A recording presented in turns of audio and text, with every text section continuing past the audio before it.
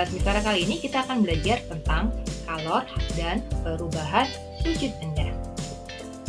Perhatikan gambar berikut. Perubahan wujud apakah yang terdapat pada gambar?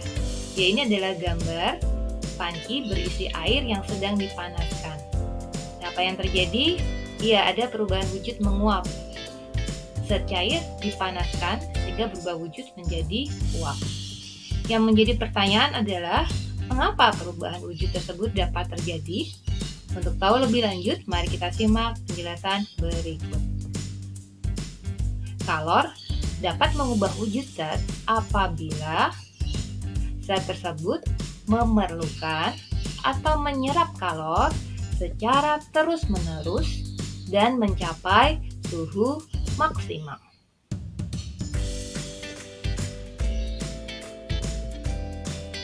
Kalor dapat mengubah wujud zat apabila zat tersebut melepaskan kalor secara terus-menerus dan mencapai suhu minimal.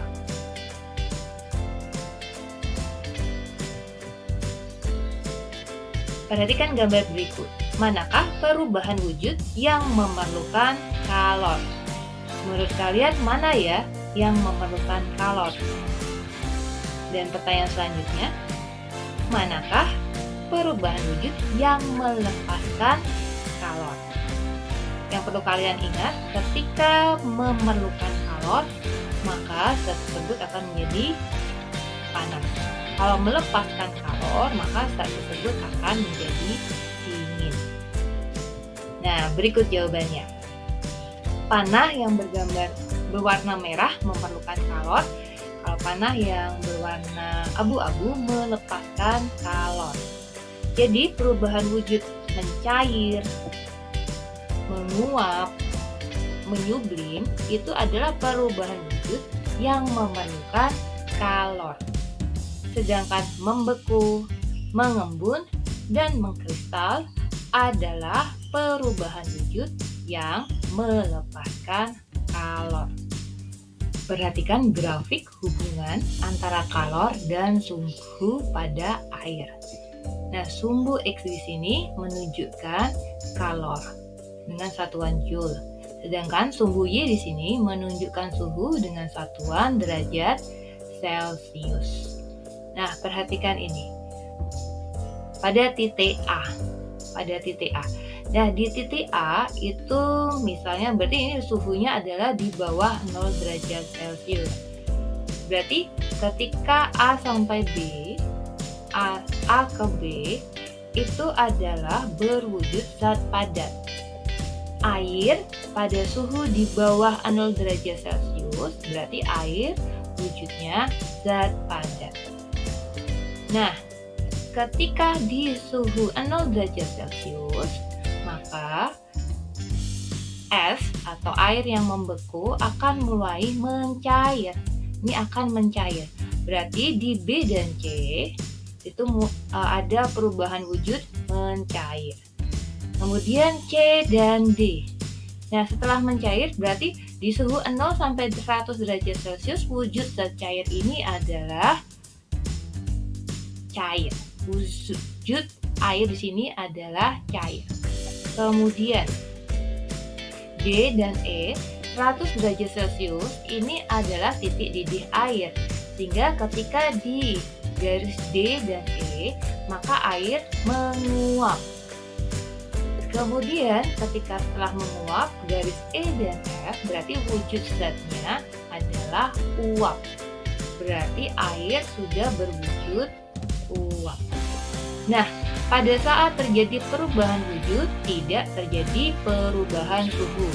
Misalnya di titik D dan C, ini kan tetap di 0 derajat Celcius. Berarti ketika mencair, terjadi perubahan wujud, tidak terjadi perubahan suhu. D dan E menguap. Ketika terjadi perubahan wujud dari cair menjadi gas, itu juga tidak terjadi perubahan suhu. Tetap di 100 derajat Celcius. Nah, kalor untuk mengubah wujud zat disebut kalor laten. Nah, kalor laten ini ada dua, yaitu kalor yang dibutuhkan untuk menguap atau mengembun, dan kalor pada saat melebur atau membeku. Nah, kalor pada saat menguap atau mengembun berarti Q itu kalor sama dengan M kali U. Jadi banyaknya kalor yang dibutuhkan pada saat menguap itu dipengaruhi oleh massa dan kalor uap. Berarti Q sama dengan M untuk massa satuannya kilogram, dan U untuk kalor uap satuannya joule per kilogram. Kemudian kalor lebur atau kalor beku, Q sama dengan M kali L. Berarti kalor dipengaruhi oleh massa dan kalor lebur. M massa satuannya kilogram, dan L adalah kalor lebur satuannya joule per kilogram. Kita sudah mempelajari bahwa kalor dapat mengubah suhu benda dan kalor dapat mengubah wujud benda. Nah, kapankah kita menggunakan rumus kalor yang dapat mengubah suhu benda dan kapan kita menggunakan kalor yang dapat mengubah wujud benda? Nah, sekarang perhatikan gambar berikut. Ini sumbu X menunjukkan Q itu kalor, dan sumbu Y itu menunjukkan T itu suhu, satuannya 0 derajat Celcius. Nah, perhatikan ini. Nah, pada Q1 di sini ini terjadi perubahan suhu. Misalnya ya, di bawah 0 derajat Celcius itu kan negatif. Dari negatif sampai 0 itu kan ada perubahan suhu. Berarti kalor yang dibutuhkan kita memakai M kali T kali delta T. Nah, ketika pada 0 derajat Celcius, misalnya ini adalah grafik air ya, 0 derajat Celcius itu kan berarti air yang berbentuk padat mencair. Nah, berarti di sini ini ada proses mencair. Berarti Q sama dengan M kali L. Lebur ya, pakainya itu M kali L. Kemudian di bagian yang Q3 di sini juga ada perubahan suhu dari 0 sampai 100. Sehingga kita bisa menggunakan rumus Q sama dengan M kali C kali delta T. Kemudian di bagian Q4 di sini, ini kan 100 derajat Celcius. Kita tahu bahwa air mulai menguap. Ini air menguap, sehingga yang dipakai adalah kalor uap. Q sama dengan M kali U. Nah, di sini lagi misalnya Q5 sampai suhu di atas 100 derajat Celcius, berarti ada perubahan suhu. Jadi yang digunakan M kali C kali delta T. Jadi kalian perlu mengetahui kalor yang dibutuhkan itu pada saat apa? Terjadi perubahan suhu atau terjadi perubahan wujud. Kita akan berarti soal kalor dapat mengubah wujud benda. Berapakah kalor yang diperlukan untuk meleburkan? Ini ada kata kunci meleburkan 5 kg air dalam keadaan beku jika kalor lebur air tersebut 336.000 Joule per kilogram. Mari kita tulis diketahui. Ada 5 kg. 5 kg. Kilogram itu adalah satuan dari massa. M sama dengan 5 kg. Kemudian ada lagi 336.000 Joule per kilogram, itu adalah kalor lebur. Berarti L. Nah, yang ditanyakan adalah berapa kalor yang diperlukan, berarti Q. Nah, kita akan jawab Q untuk kalor lebur, berarti Q sama dengan M kali L. Masanya 5 kg kali 336.000 Joule per kilogram, ya kilogram-kilogramnya kilogram dan per kilogram dapat dicoret, sehingga didapatkan hasil 1.680.000 Joule. Soal selanjutnya, berapakah kalor yang diperlukan untuk menguapkan 0,5 kg air jika kalor uap air adalah 2260 kJ per kilogram? Diketahui ada 0,5 kg ya tadi, berarti ini adalah massa.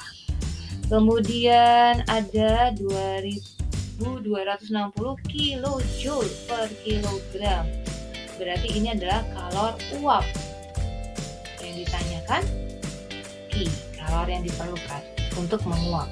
Berarti kalor yang diperlukan untuk menguap berarti terjadi pada saat perubahan wujud.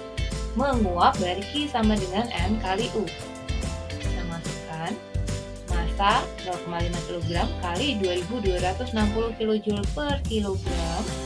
Kilogram dan per kilogram bisa diseret sehingga didapatkan hasilnya adalah 1130 kJ atau 1.130.000 joule. Ingat, 1 kilojoule sama dengan 1000 joule. Demikianlah penjelasan kalor dapat mengubah wujud benda.